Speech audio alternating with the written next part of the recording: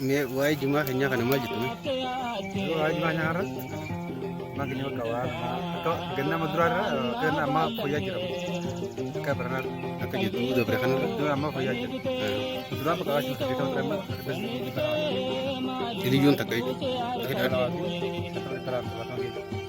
santura meeqa ture baay'ee takka bila madura meeqa ture? baay'ee ka madura aja kita sangat tahu Iran. jo atri pun usen ka barna Amma immoo dhibba lamaan sanuu ni qaba? dalam arti kupan kenal Kujili umma ala dikira Kana booda jechuudha.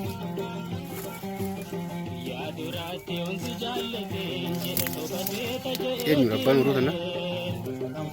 Saadaam Hussein guyyaati wanni lakkoofsa 8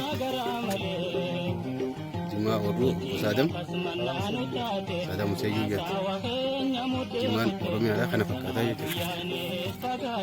Kan gatii dhabee ture Jimaa Harargee.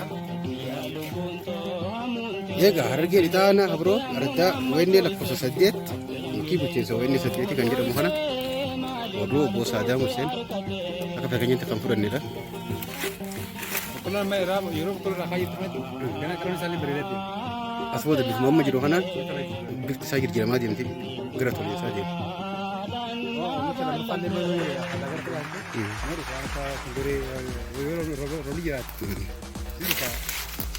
Mee mootummaa naannoo Oromiyaatiif maal dhaamtame? Waa'ee Jimaa laachise? Yaada maalii qabdu? Makanya harus kita begitu juga lah berarti syarat sama itu besar. Yang reti kan bisa berarti akhir itu tinggal ke poyena ambil dulu akan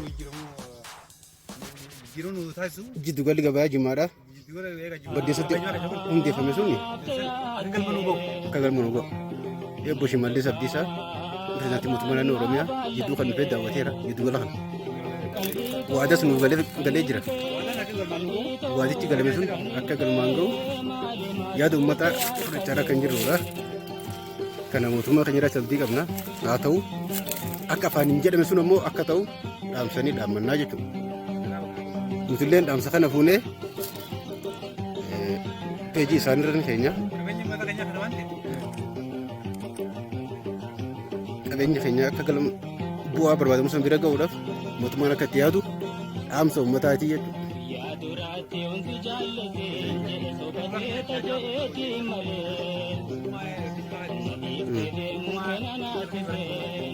Inni jiballeen tolchuu barbaadaa jechuudha. Murumsi isaa kun.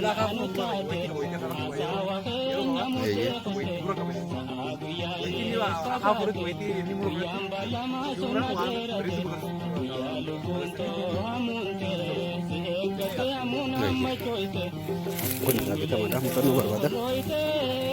Jimaan keenyas qixa sirriitiin tolee hojjetame yoo ta'e dorgomaa ta'a jechuudha naannoo keenya keessatti.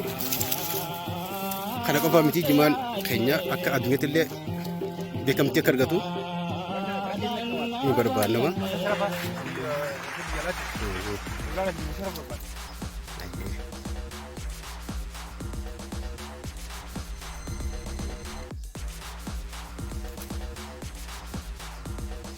Egaa yaada nuuf kasaniif galatoomaadha.